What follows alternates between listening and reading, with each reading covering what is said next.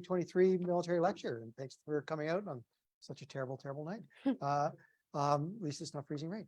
So thanks for coming out, and I also want to thank the Laurier Centre for the Study of Canada for their partnership in their endeavors for the military lecture. And before we begin, I just want to acknowledge that Guelph is situated on the ancestral homelands of the Anishinaabe peoples, specifically the traditional territory of the Mississaugas of the Credit First Nation. Through the Between the Lakes Purchase No. 3 Treaty of 1792, the Mississaugas of the Credit ceded to the British Crown over 3 million acres of land between Lakes Huron, Ontario, and Erie. Today, Guelph is home to many First Nations, Inuit, and Métis peoples. Guelph Museums continues to build our knowledge and relationships about the land, its history, and its peoples. And this commitment informs all that we do at Guelph Museums. I should also introduce myself. I'm Ken Irvin. I'm the program coordinator at the museum. And now I want to introduce our speaker tonight. Megan is originally from Vernon, British Columbia, so she's a long way from home, and she seems to be a bit of a globetrotter because we're a stop on her world travels. But she is a social and military historian of the 20th century. She has an honors Bachelor of Arts degree from Wilfrid Laurier and a Master's of Arts degree from the University of Waterloo. Her master's research focused on the Canadian experience of the Second World War, specifically the Vernon military camp. Megan's work has been published by a number of platforms, and in 2022, she won the Tri-University History Program's top essay prize for master's students. Congratulations. Thank you. She is currently located in London, England, and so we're just a stop before she flies out tomorrow to London, her second home, third home? Yeah, multiple. Where she has begun her PhD at King's College in London and the Imperial War Museum. She is being supervised by Dr. Jonathan Fennell, and her dissertation is a study of Second World War Army training across the Commonwealth. So thank you so much for joining us in midst travels and making time for us to come. Great, thank you, Ken. Oh, thank you so much. Okay, so I'm going to get right into things, and things will come out as they do. So I want to start tonight off by emphasizing the fact that is visualized on the screen here, which is essentially, why this talk is important. So to make it clear, the Canadian Army of the Second World War spent more time, significantly more, training and preparing than they did actually fighting in major theaters and battles. So this is something we need to remember. But despite this, training is discussed significantly less by historians than actual battle. Sure, battle is perhaps more exciting and definite, but training is what creates an army's ability to fight. Historians agree that training functions as a cradle for collective action, morale, empowerment, self-confidence, and ultimately success in battle. Maybe a seemingly obvious fact, but it is necessary to point out on the onset of tonight's lecture. So war involves more than guns and glory, and that's what we're going to get into tonight. Let's see if I've got this. Perfect. So with that, good evening to everyone, and thank you so much for joining us tonight, whether you're in person here in Guelph or if you're joining from various locations online.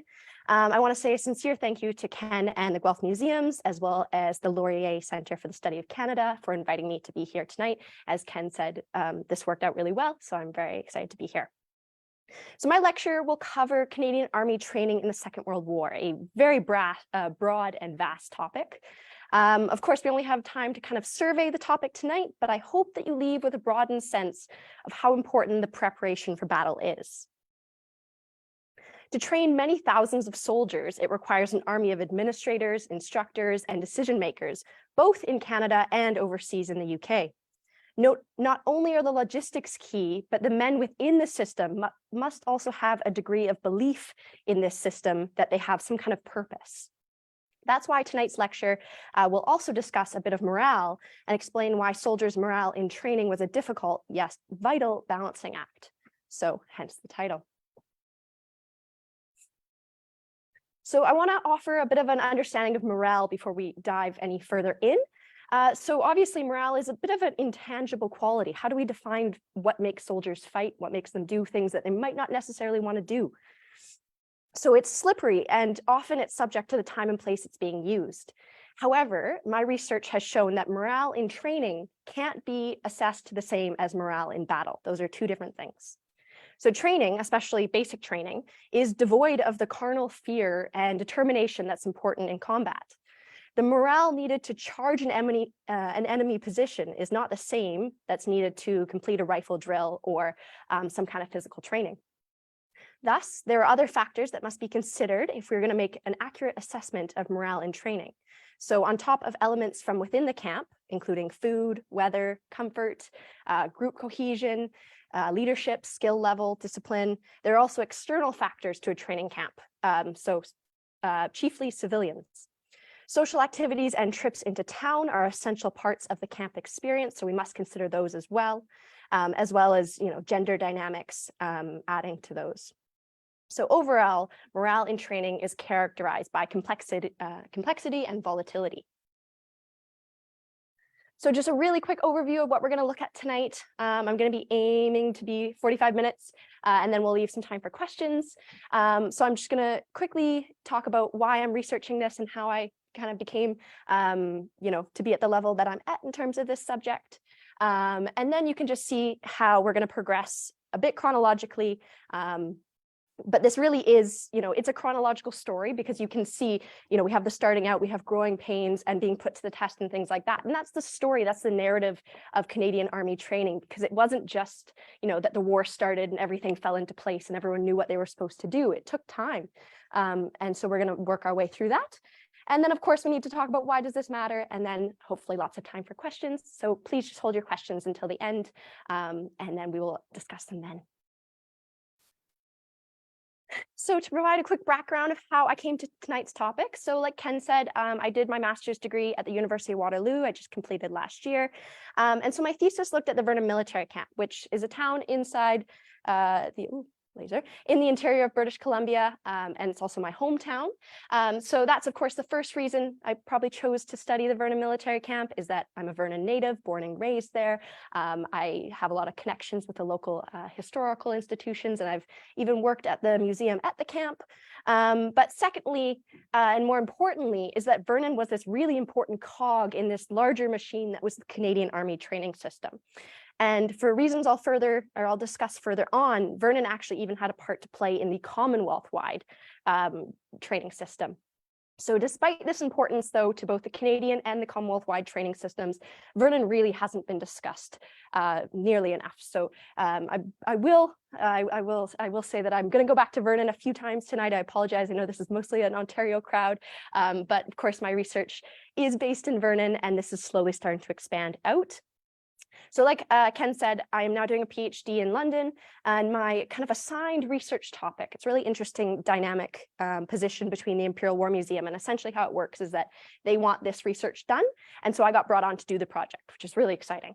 And what they want done is essentially a study of Second World War Army training across the entire Commonwealth. So this massive project. So I'm going from doing one camp, zooming way out to this macro level.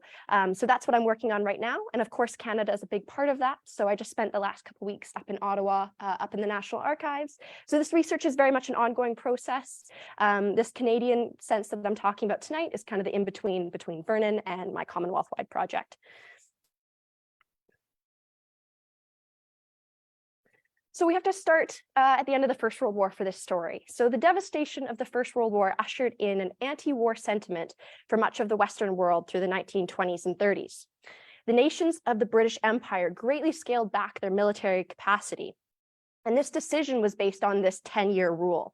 So this determined that there'd be no major wars for at least 10 years. So Britain, everyone else in the empire was greatly scaled back in military capacity. So Canada was no exception. The army was reduced down to a skeleton crew with a permanent force containing only a few thousand professional soldiers. This encouraged a return to a pre-war militia system. So where about 50,000, very roughly saying that number, men across the country volunteered to be in the Army Reserve. So maybe training one night a week in their local armory and maybe 1 or 2 weeks in the summer at a larger summer camp, but very much ad hoc. Relaxed and unfocused. It was loosely organized, poorly funded, under-equipped. And as one historian phrased it, their training was so limited that they could march around the parade square, but could not defend it. Like that one. But this doesn't mean that Army Command is slacking off in the interwar years. So as Douglas Delaney, a historian at the Royal Military College, explains in his excellent book, which is called The Imperial Army Project, the head military figures of the Dominions and Britain kept in close contact throughout the interwar years, whether that was through informal letters between individuals at occasional conferences. But we have to remember this is through the Great Depression as well. There's an anti-war sentiment and there's not money to spend on the military. But they keep this contact through the interwar years, and they keep each other up to date on what the respective situation is in their different countries. So these relationships had been solidified during the First World War, and they continue this connection through the interwar years, which is really vital when we come to the Second World War, and they're able to kind of create this big imperial army. And yes, it does take a couple of years of practice to get into that groove, but they have the base, and that base is found from even before the First World War and through the interwar years. So obviously Canada joins in the Second World War, and I'm assuming many of us know kind of the general story of how we get into the war, but it's really important to note that Canada comes into the Second World War on its own this time, right? Of course, in the First World War, we are automatically at war as a part of the British Empire, but because of the Statute of Westminster in 1931, we get to declare war on our own this time, but there's no doubt that we are going to support the British. So September 10th, 1939, Canada's at war. And just to summarize kind of the first 2 years, our war effort starts out really small, very limited liability, and I'll talk more about that. But by about summer 1940, so essentially the fall of France, that's when we start to ramp up, and especially we start to see the training ramp up, because we are now Britain's essentially their biggest ally, now that France has fallen and the Germans have taken France. So the war news that Canada was in the war caused a flurry of anticipation regarding the possible mobilization of regiments across the country. Though the extreme enthusiasm of 1914 was absent, a fair number of men hurried to sign up. Some were motivated by the prospect of employment in a time when the influences of the Great Depression still lingered, while others had more noble intentions. So while many regiments swelled, others were disappointed. For example, in the case of the British Columbia Dragoons, all that was done really with men who came to the enlistment center was just to take their names down for when the regiment would actually mobilize. Other than that, they just needed a few guys to guard the armory and maybe the train station, and that was about it. So for that time being, regiments like the Dragoons just continued their weekly training, again, under-equipped, underfunded. They, are obviously a little bit more motivated because war is more tangible at this point, but it's still a very distant reality. And, their units like that weren't called up for active service for a while, because this is the point called the phony war, right? This is when Germany has stopped, after Poland, they haven't come west yet. And so people are, still assessing if this is going to be a real war in terms of the western side of Europe. And so at this point, the Canadian government can still keep this limited liability policy. So we're not going to send over tons and tons of men at this point. We're just going to wait back and see. So this policy of limited liability included an army division that would be stationed in the UK, as well as one on home soil. So the 1st Canadian Infantry Division arrived in Britain on the 1st of January 1940. So this is them arriving into the UK. However, it shouldn't be forgotten that this was an unprepared force. As much as they look like they're marching, in step with each other, they lacked modern weapons and equipment. They weren't fully trained, meaning that their first several months in the UK were spent waiting for equipment and being trained in these out-of-date methods, because actually a lot of their officers are First World War veterans. And so they're actually teaching a lot of First World War methods because that's what they know. And of course, at this point, no one knows how war is going to turn out in the West. Canadians are over in the UK, they're ready to go in a sense, but it's very limited, their capacity at that point. So the Directorate of Military Training, this is probably going to be the most important directorate of my next 5 years of my life.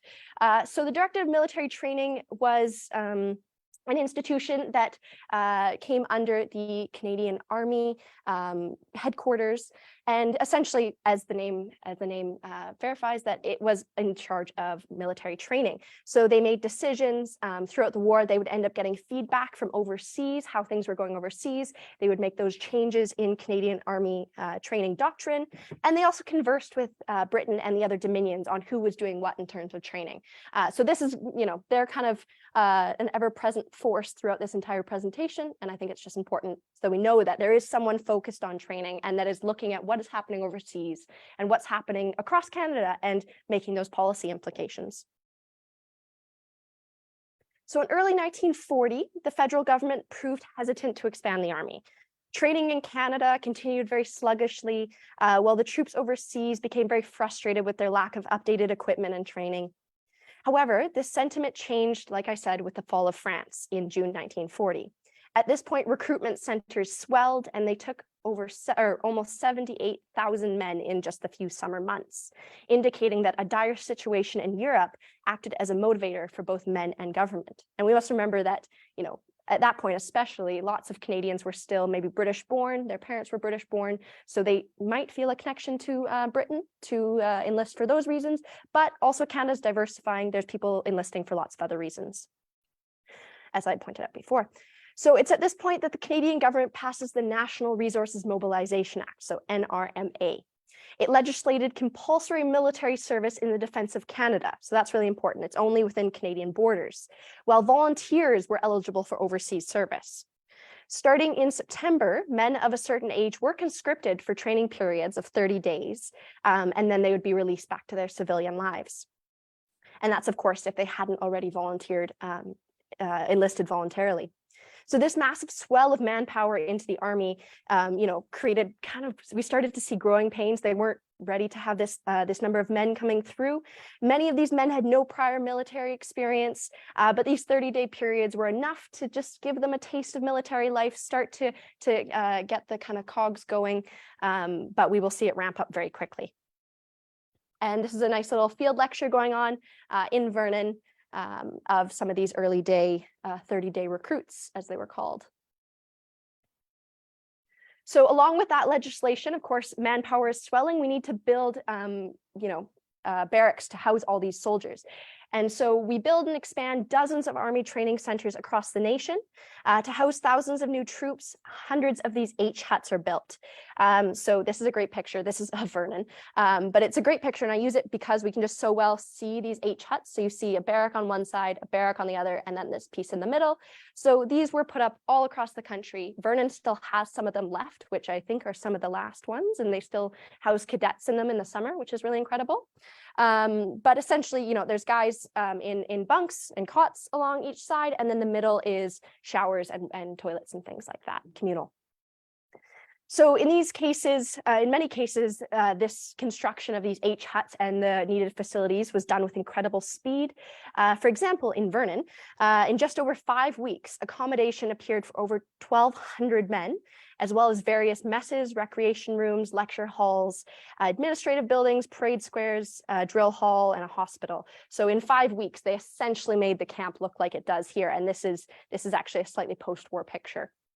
But this was not limited to Vernon, and I know I use Vernon as an example a lot, but this was happening all across the country, and I use this as an example just to demonstrate that. But there are camps popping up across the country as we have these recruits starting to swell up the ranks. So by the end of 1940, Canada's policy of limited liability was forced to be done away with. Like I said, France is gone. We're essentially Britain's biggest ally at this point. And so it's replaced by this strategy of raising a big army in order to fulfill our role as a major partner alongside the UK. So in January 1941, compulsory Canadian Army Reserve training, so these are these conscripts, was extended to 4 months. So it was 30 days, now it's a 4-month training period that they have to come for.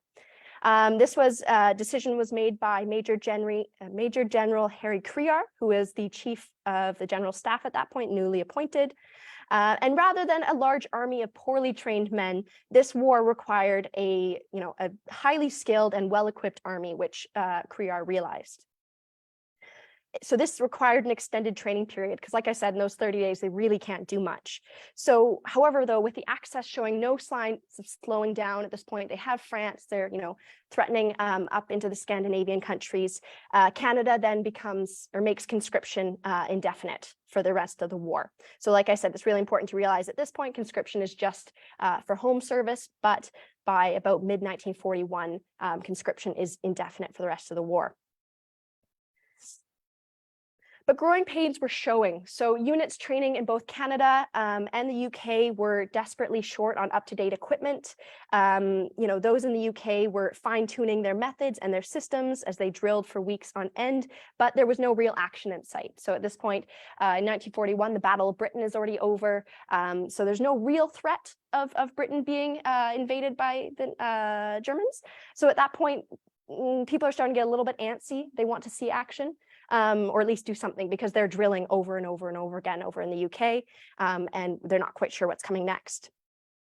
So wherever we're talking about, whether Canada or the UK, men were now starting to stay in army camps for longer periods of time, which brought about periods, it's helpful for us historians because now they're in these camps longer, it's easier for us, and we're giving more opportunities to analyze their behavior and thus their morale. So my research found that, like I said, morale in training is characterized by complexity and volatility. So camp and local officials had to focus on satisfying immediate needs and bridging divisions between military members and civilians. It was a difficult balancing act, and lots of camps didn't get it right at the first swing, and one that required the application of discipline very often. There were limits to the Canadian Army's ability to control the morale of its men as it created this vast organization from scratch. And that's actually something I hadn't quite said before, is that out of the Dominions, Canada is really the one that had to start from scratch the most.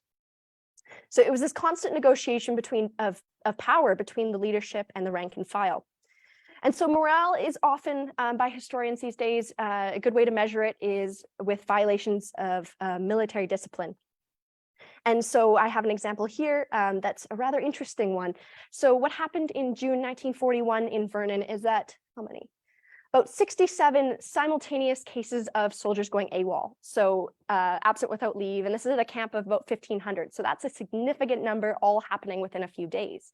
And so it's an interesting thing to look at. If you just looked at those stats, you'd assume that there's something wrong with maybe the leadership, the men aren't disciplined, there's something wrong.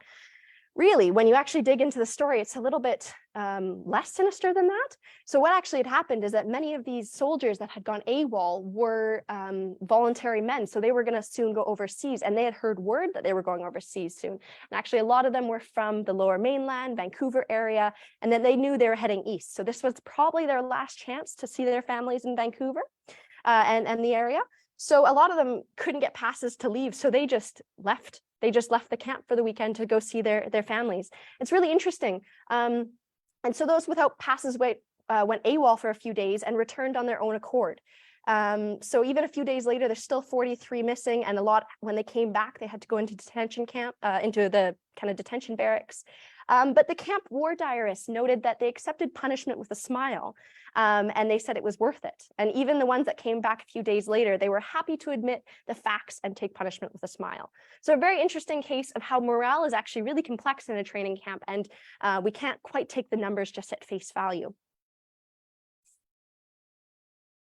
So to give you a story, give you an idea of how, what the training process might have looked like for a recruit in 1941, I'm going to share the brief story of Leo James Netzel, someone who I have just happened to stumble across upon his story, and I was able to get a hold of his relatives, and he was from Vernon, so this worked out very well. So he was born in Manitoba in 1923, large family of Eastern European heritage, and they soon moved to Vernon. They lived near our local horse race track, and Leo actually got very much into that. He preferred being on the racetrack over schoolwork. And by the time he was 18, he'd already raced all over Western Canada, into the States, and even Mexico. So he was obviously quite talented.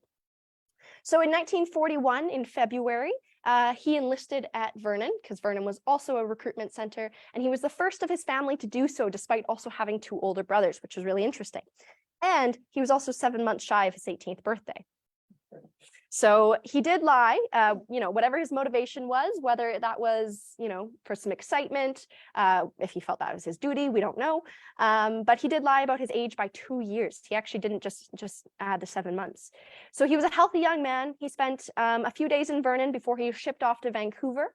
Interestingly enough, he was taken on by the Irish Fusilier Regiment, and he trained with them for 16 months, which actually I think kind of speaks to the fact that nothing was really happening at this point, right?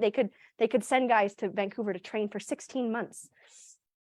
So he finally left for the UK in June 42, and he trained in the UK for another 2 years. So this is what I mean, like training is such an important part because most of Leo's story is him in training. And so of course, he got up to some shenanigans in the UK because he was there for such a long time and not doing anything.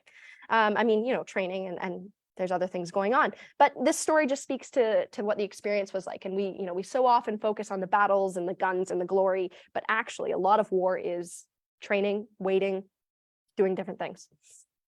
So just to finish up Leo's story, he did fight through Normandy. I think he got there in a couple days after D-Day. He fought through Normandy into northwestern Europe with the Canadian Scottish Regiment before being killed in action along the Leopold Canal on the 8th of October, 1944.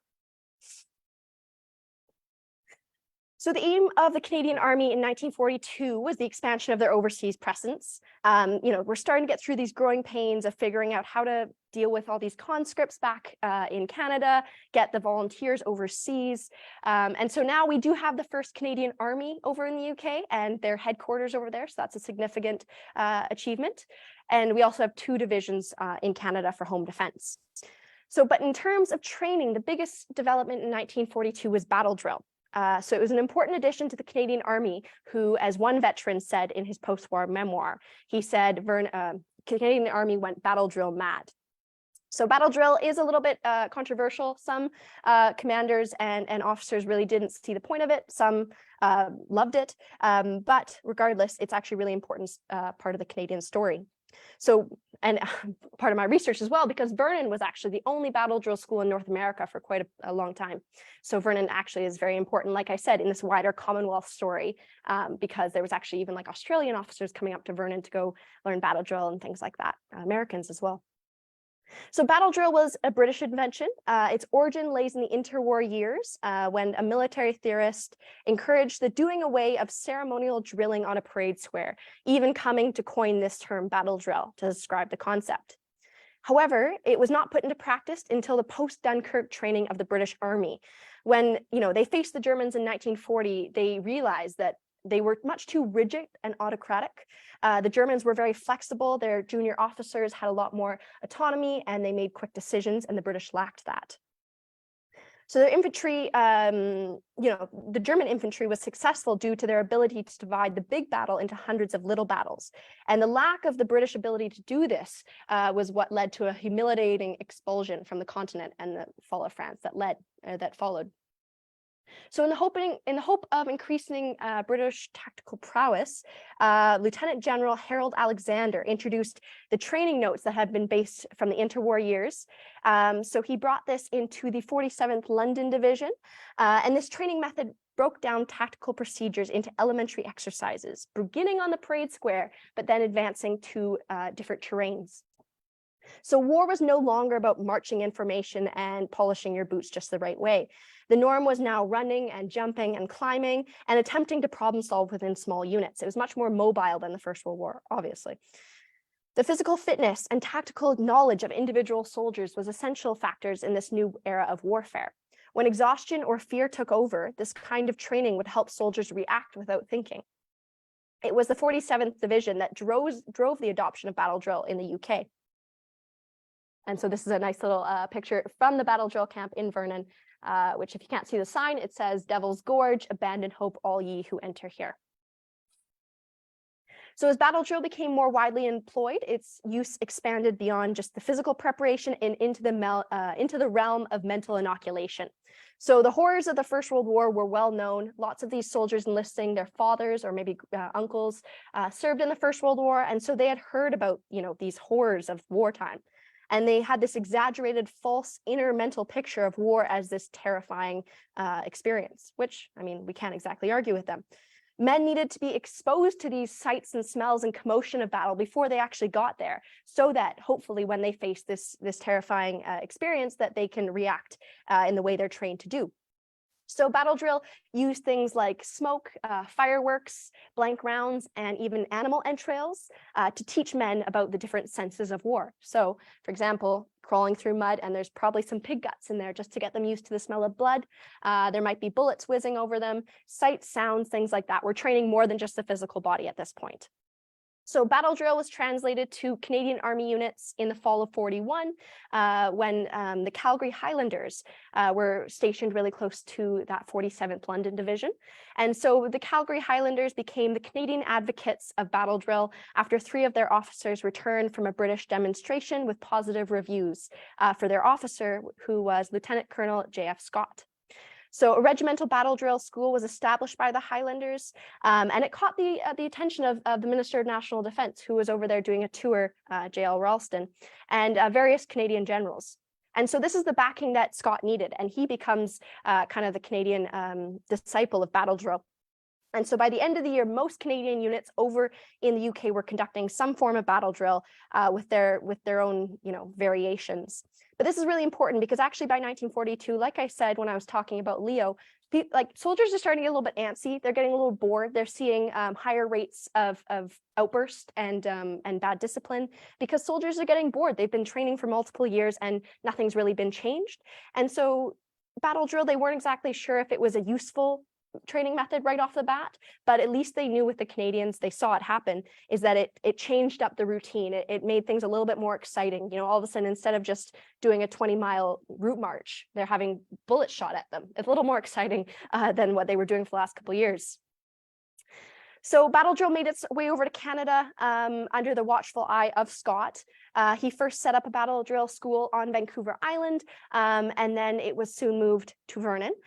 So like I said, Vernon has these wider connections because it was the only battle drill school in North America for actually a couple of years.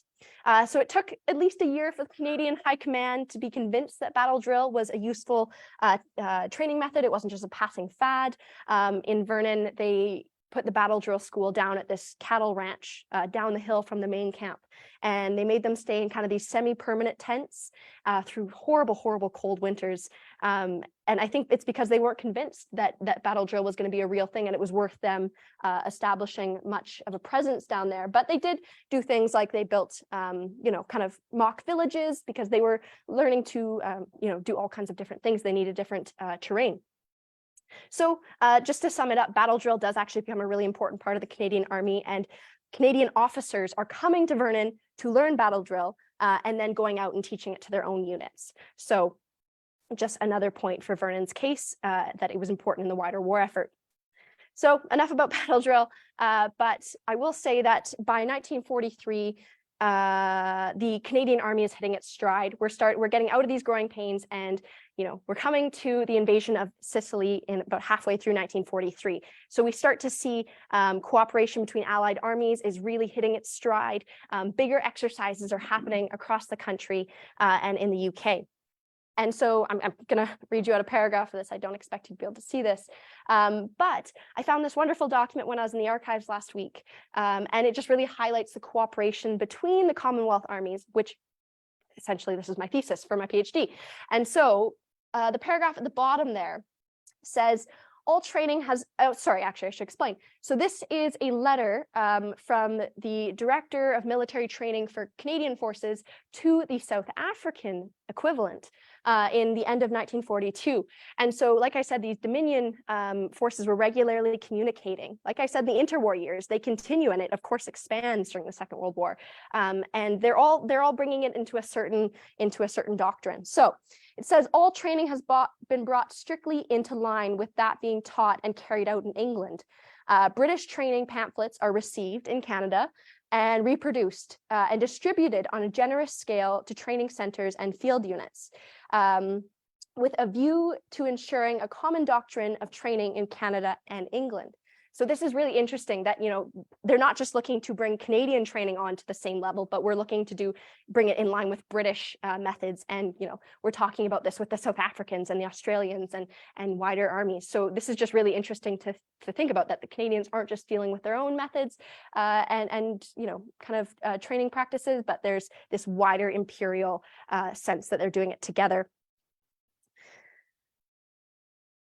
So on home soil, they're starting to fine tune their systems. There's kind of some tweaks of how camps are run. For example, in 1943, Vernon becomes the Canadian School of Infantry, which is really important. They had one of those over in the UK, and this is really the professionalization of the Canadian Army.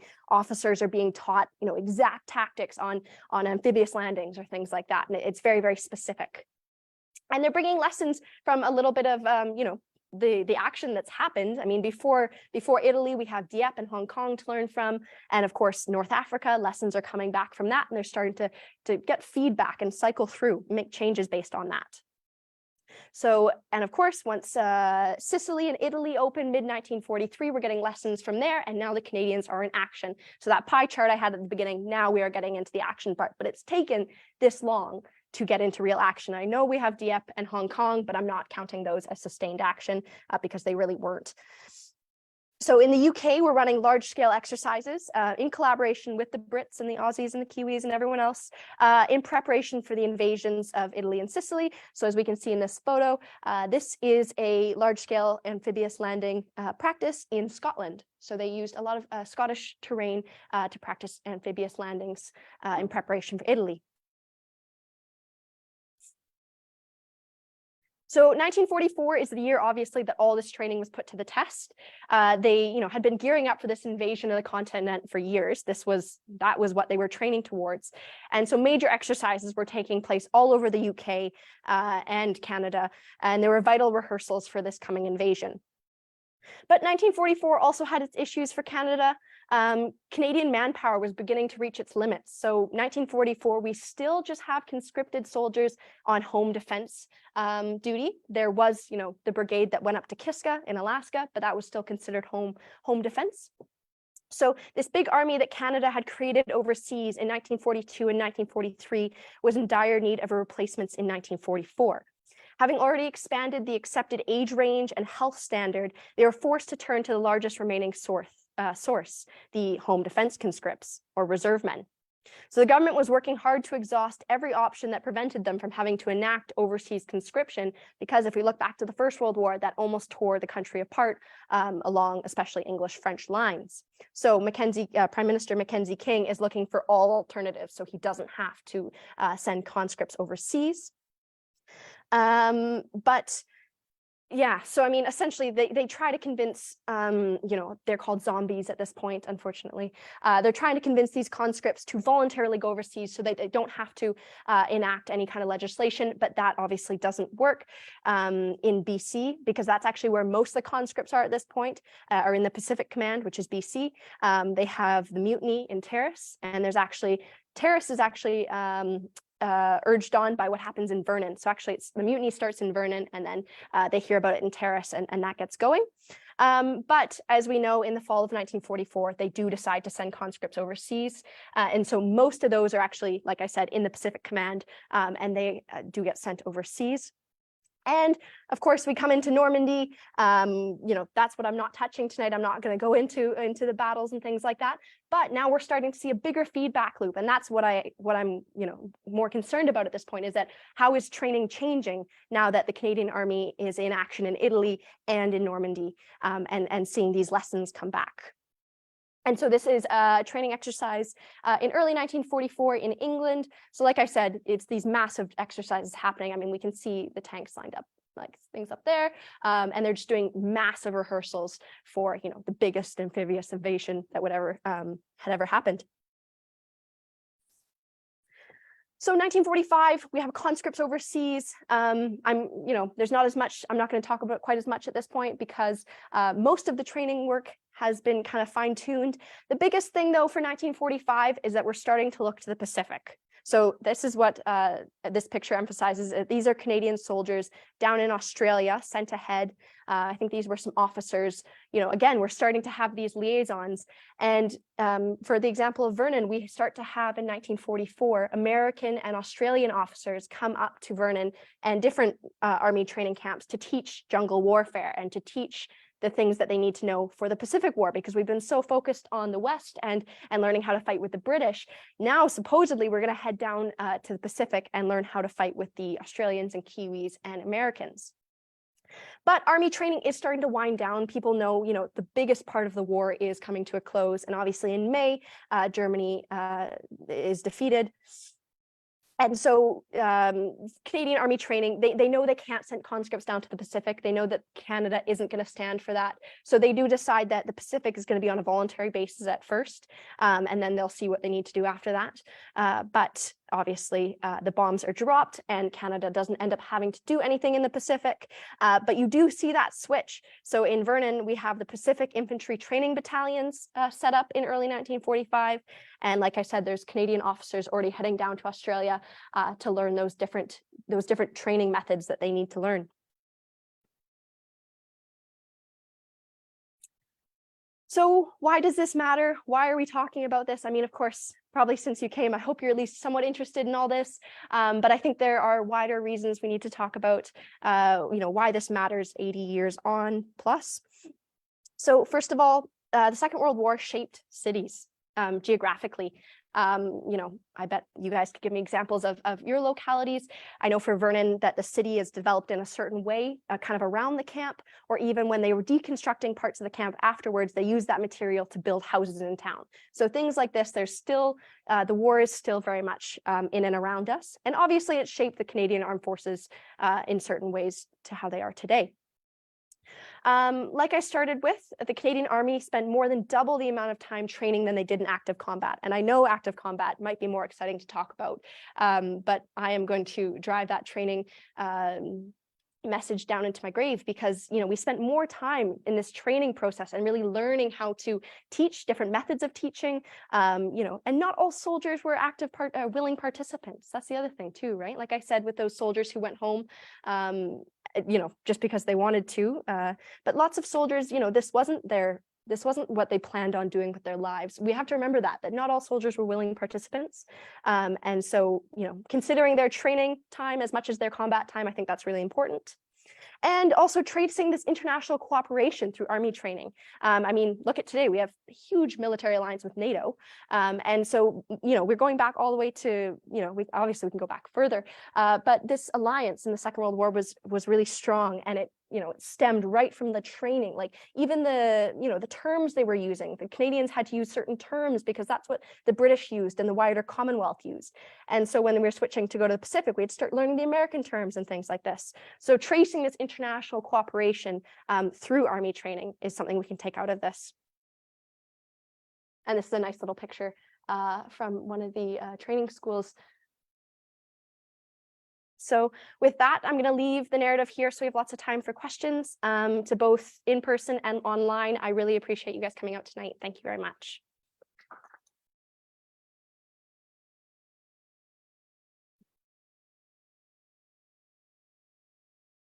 Well, that was fantastic. Just going to clip on my mic here.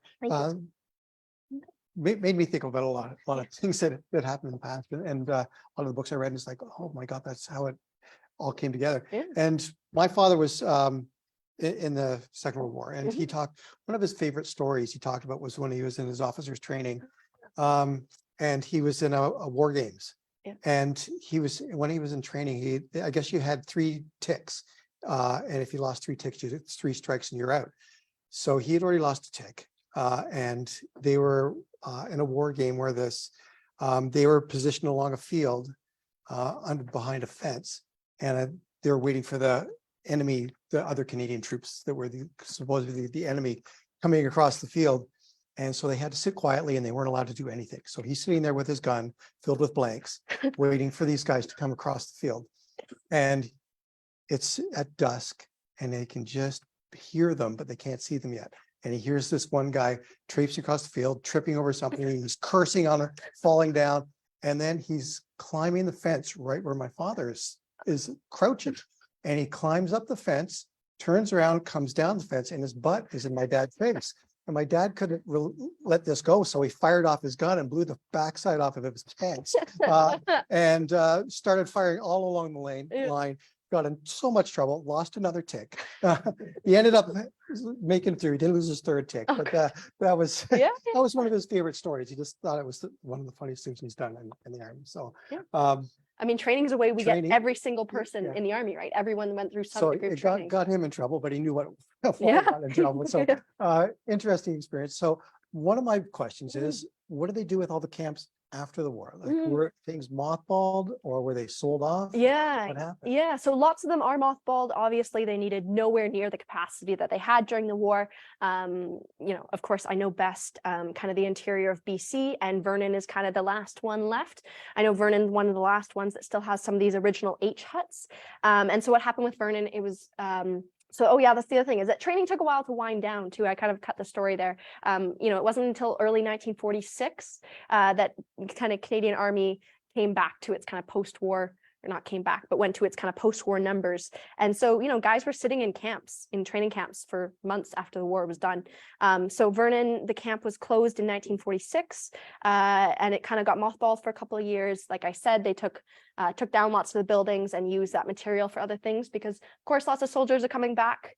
They've lived through the Depression and 6 years of war, and they just want to settle down. This is when we have the baby boom, you know, a huge expansion of Canadian suburbia. So it all ties together.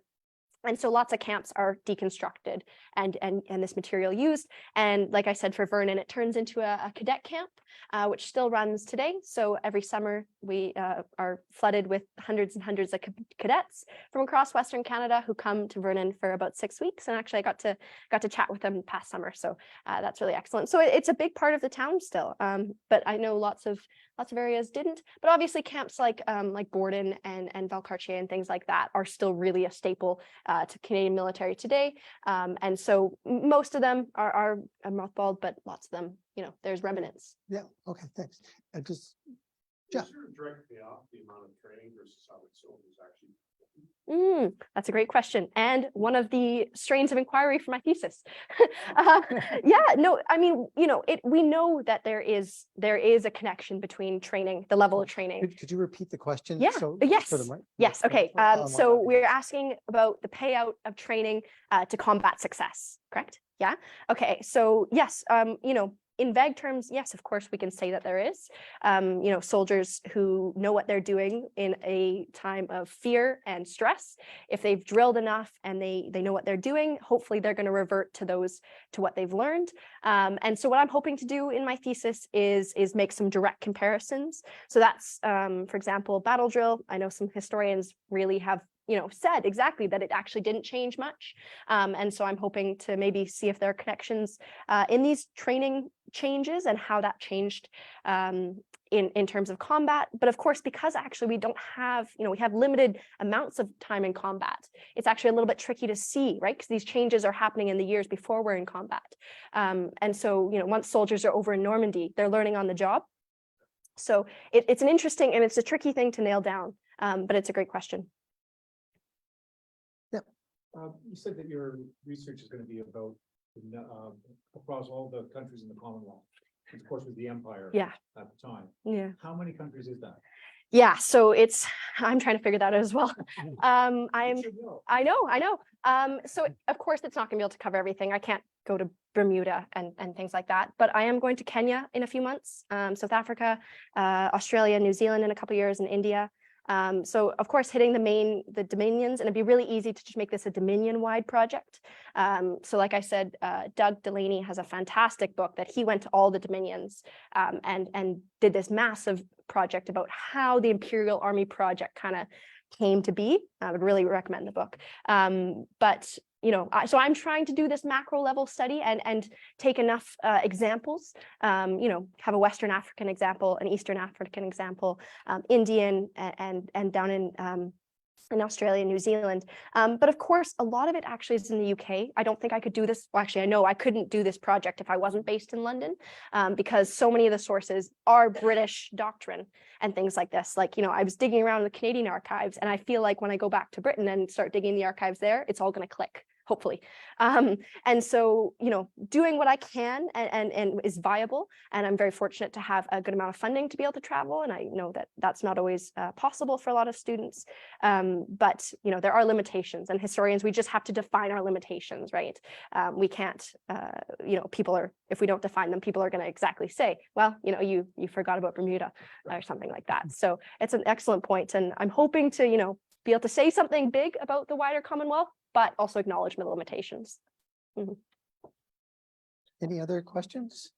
I grew up in Kelowna, BC. Did you? I did. Oh my goodness. It's about 30 kilometers from Vernon. I know, I'm in Kelowna all the time. You know Yeah, that, okay. yeah.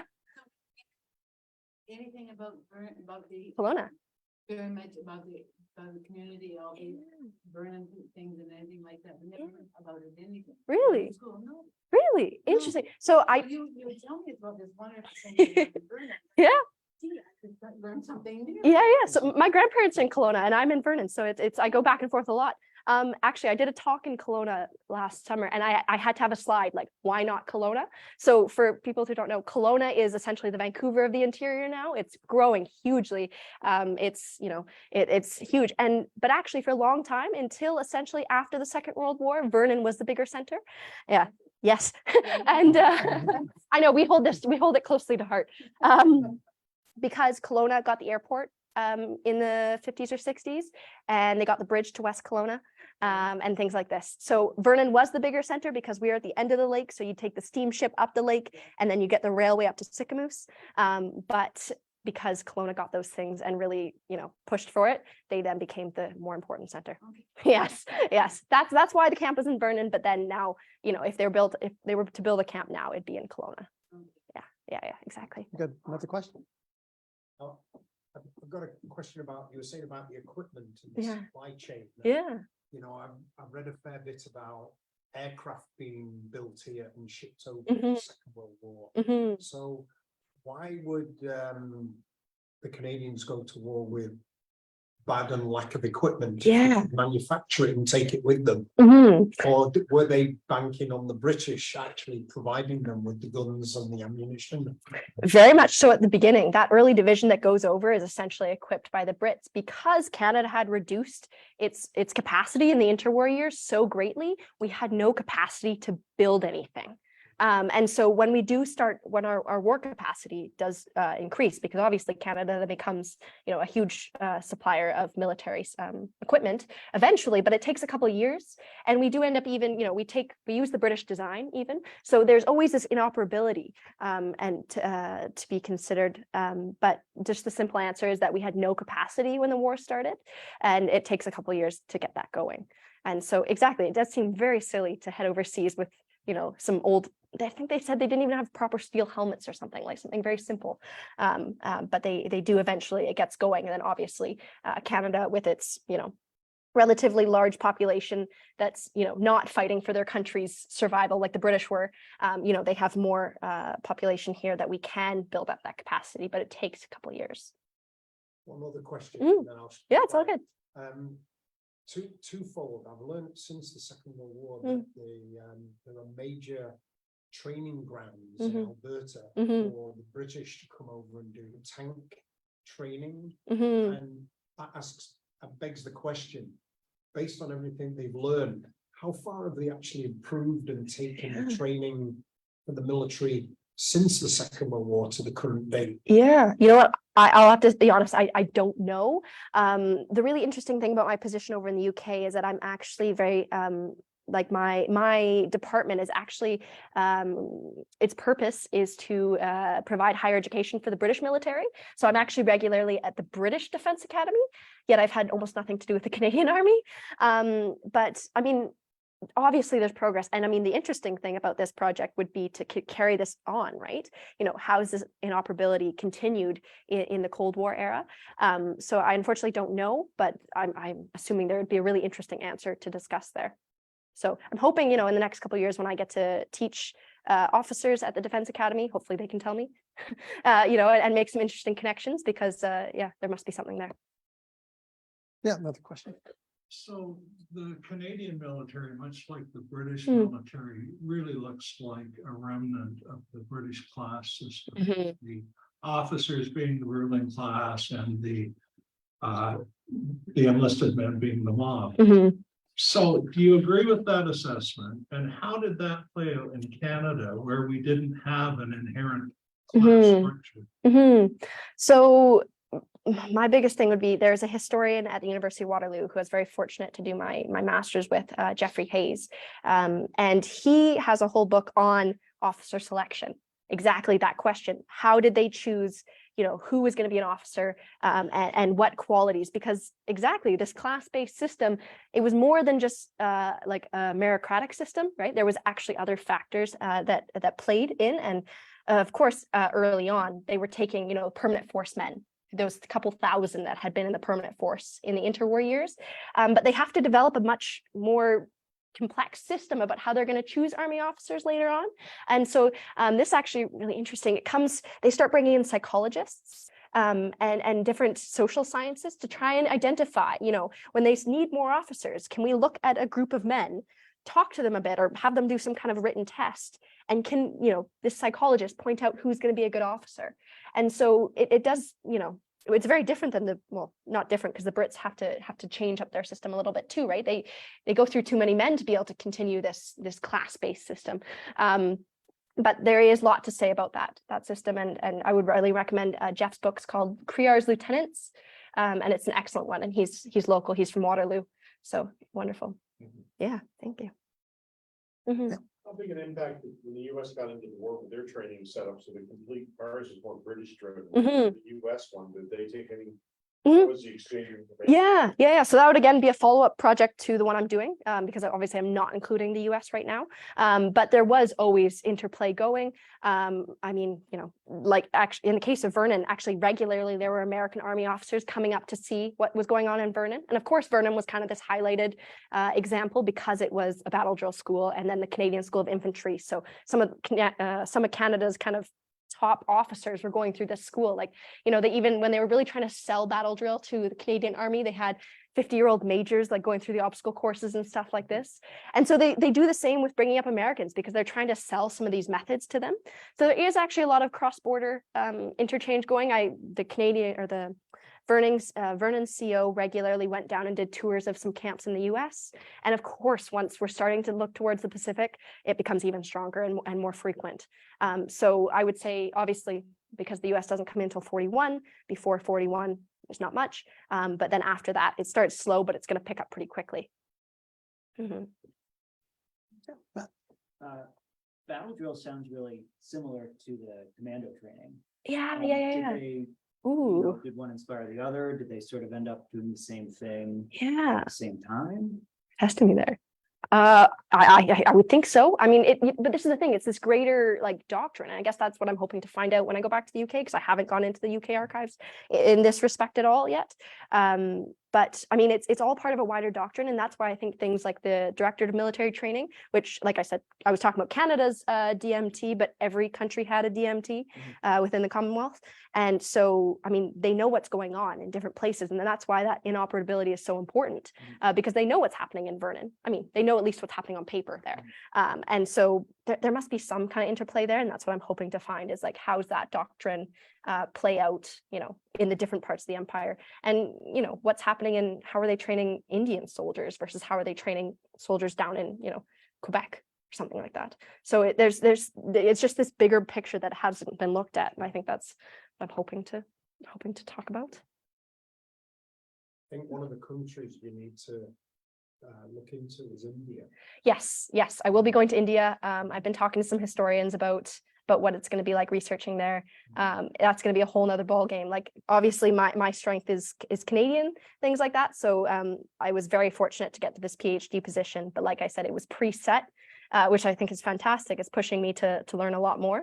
But India will come, I'm hoping, next year. Can I just ask how you're enjoying life in London? Yeah, that's a nice and easy question to end with or something. Yeah, it's been excellent. I got this position very, very late. I was supposed to go up to Carleton and do another master's in public history. And then I was over in the UK in the spring, and this position presented itself, and it's turned out very well. I'm very, very grateful for it. It's been chaotic. It's been good chaotic. I didn't have a permanent place to live for the last semester because I got the position so late. Just went some long-term Airbnbs, but it's been fantastic. It's really awesome to be in the center of things. You know, I'm going to see, you know, one night going to see like Hugh Strawn talk about something, and then the next night, you know, something else. And just to be amongst like a lot of fantastic PhD students and academics has been fantastic, because obviously I'm from a small town in Vernon, and, you know, kind of came out here a little bit bigger, and now I've gone bigger. So it's great. Thank you. Yeah. Well, I think that's it. I Good think question to everyone's end on. jealous about your research and wants to follow you along with everything you Pack do. you all my suitcases. Yeah, pack you all my suitcases. But yeah, your energy and enthusiasm is just amazing, and Thank you. I'm sure it's going to be a great project Mm. once it's all done, and Yeah. we're looking forward to the book when it comes out. Say we'll do this again in 4 years. In 4 years, perfect, perfect. So I just want to let people know that we do have more talks coming up, and we've started off the year amazingly well. But next month on February 16th, we have a PhD student from the University of Guelph, Everin Atlinkas. So I hope I pronounced his name correctly, but he's going to do a talk on Canadians in the Turkish War of Independence, which I think is really fascinating, because I didn't even know that there were Canadians fighting in the Turkish War of Independence. So I think it'll be a great topic and a great talk. And then we have our March speaker right here with us, and she's all ready to go. Emily is going to speak on the use of forces in the First World War and their relationship with their officers and the men. So I think that's going to be amazing. And then our last lecture is in April 20th, and we have Pardeep Singh Nagra, who will speak on the Sikh military tradition in Canada and some of the Sikh soldiers who fought for Canada, and one particularly in the First World War, whose name is Buckham Singh, who's buried in Waterloo. Cool. There you go. Yeah. Okay. So thank you everyone for coming out, and hopefully we see you again next month. Yeah. Thank you. And good travels Yes, back. thank to you. London. Thank Yeah, you. thank you, everyone.